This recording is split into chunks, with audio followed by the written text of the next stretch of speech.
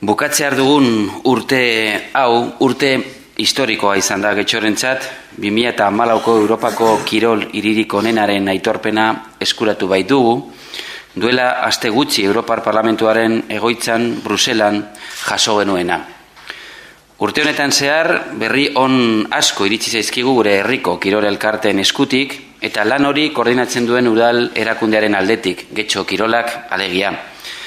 Urtean zehar antolatu diren kirol programa, jarduera fisiko eta aisialdi osasungarriko aukera ugari esker, kirolen arloan lor genezakeen Europar saririk garrantzitsuena eskuratu dugu.